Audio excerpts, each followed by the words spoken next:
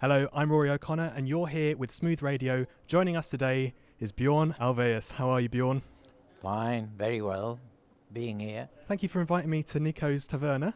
Yeah, you're welcome. We're on the set of Mamma Mia! The Party. Tell me how this all came about.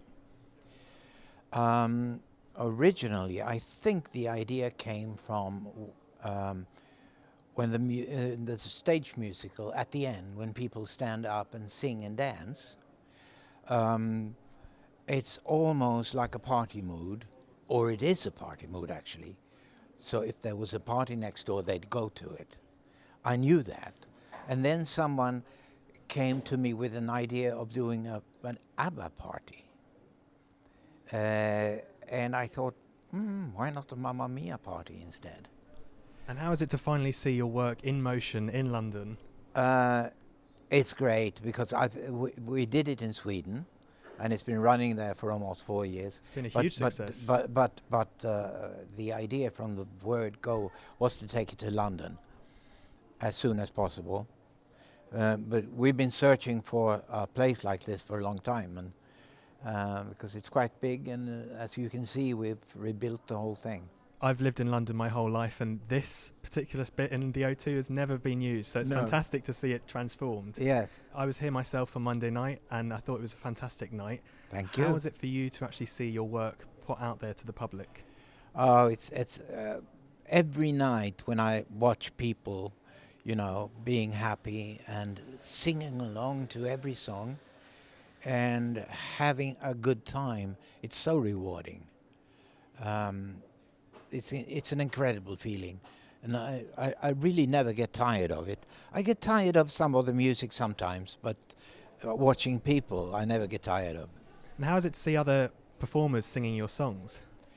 Well, of course, I have seen other performers doing our songs for a long time, throughout the Mamma Mia history. So I'm kind of used to that, but of course, during the auditions, we were very, very careful to get the right kind of people who sing pop well and who can act at the same time. So it's a joy to hear them sing. It's been a huge success in Stockholm. You're here in London. I heard you've got your sights set on Las Vegas as well. Is that true? That is true. I think what comes after London will be Las Vegas. Yeah, it's got to be. And then we'll see. Just outside the Taverna stores downstairs, across the street, is the Abba exhibition that's going to be opening this December. Yes. That's quite exciting. It is. It's a very interesting idea for the exhibition. It's kind of taking a global perspective as a backdrop. Our songs and our career and what happened at the same time around the world. So it's a lesson in world history at the same time. Yeah. And it was in a much smaller version at the South Bank last year. But now it's opening here, and it's very, very timely.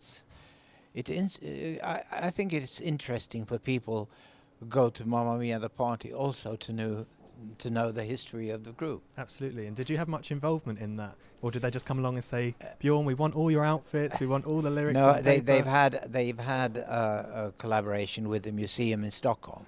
Oh, perfect. Yes. So I haven't been that much involved.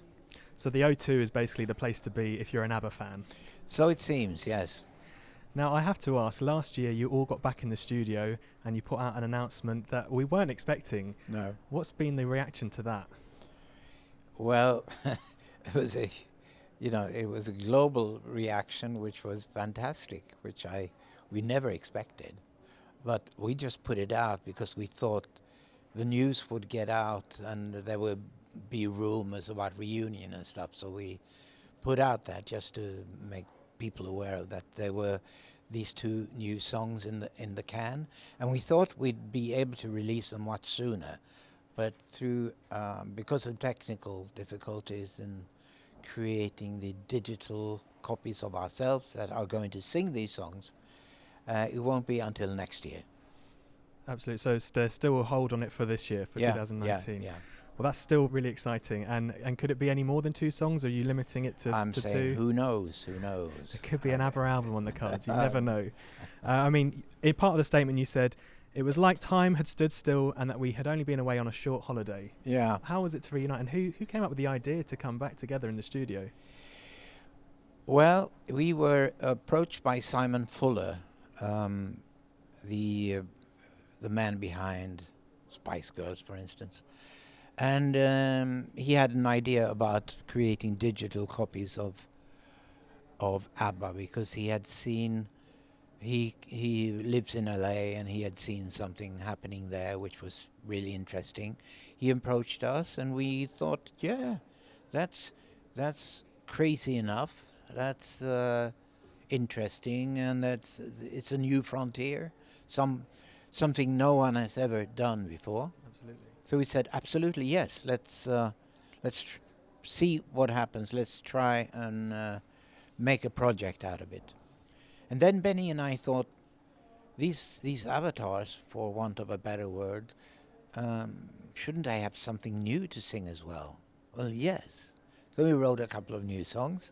We called the ladies, and they said, yeah, great. Let's meet in the studio and see if we still can sing. If it sounds bad, we won't release it. We'll just have, fun in the studio. And how was it to be back in the studio? Once ABBA were all together back in the studio, did it feel like the old days? Oh, yes.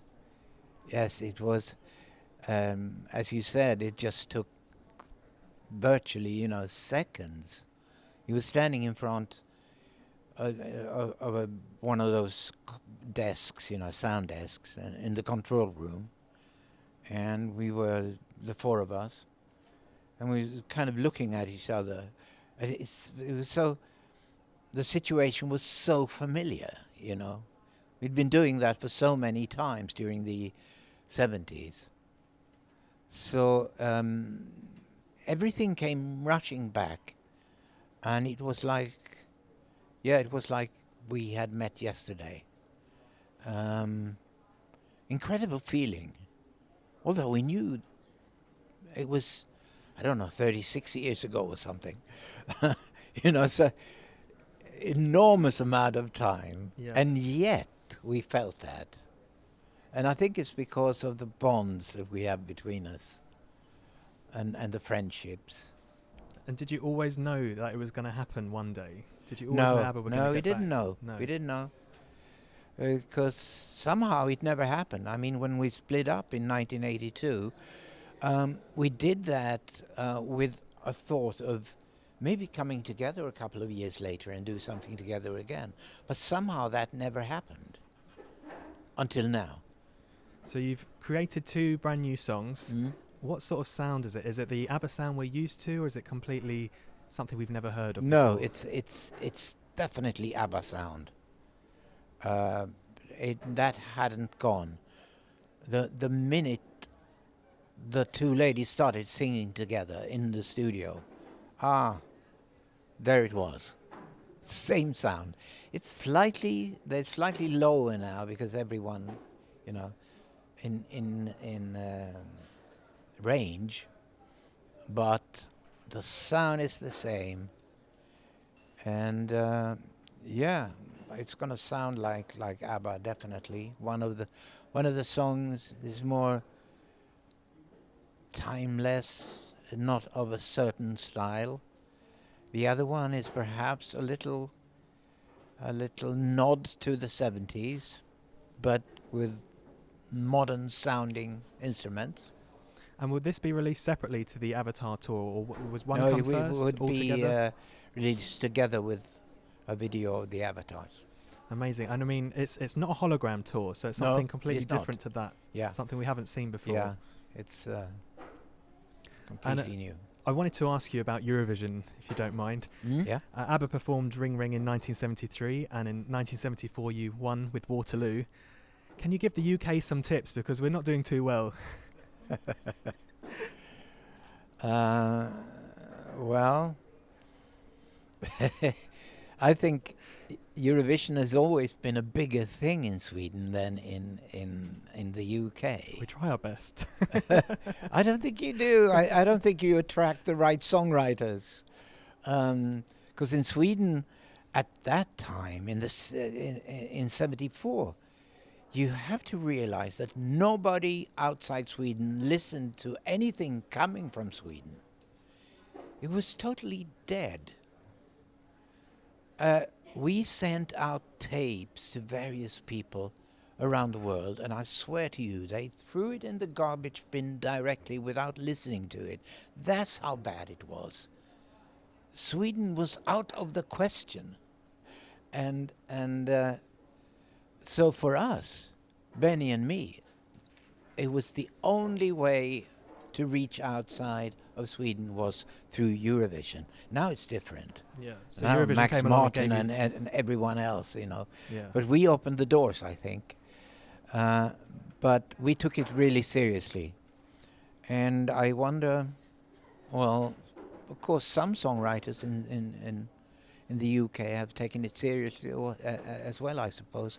But no, I can't give you any tips. I mean, we had 2 songs to choose from back then in '74. One song called Hasta Mañana, which would have been much more in the typical Eurovision style at that time. And then Waterloo, which was definitely not a Eurovision song. Yeah. And we chose that one, not only because it was more fun to perform. And so I couldn't give you any advice. I'm the last one. Björn, what we need you to write us a Eurovision song. That's what we need. And of course, Björn, in 1977, Abba the movie came out. Do you think it's time to reignite the biopic, update Abba's story? Yeah, that's what we're doing with the avatars. Perfect. Yeah. Well, thank you so much for joining Smooth Radio. For more exclusives just like this, visit smoothradio.com. Thank you very much, Björn. Thank you.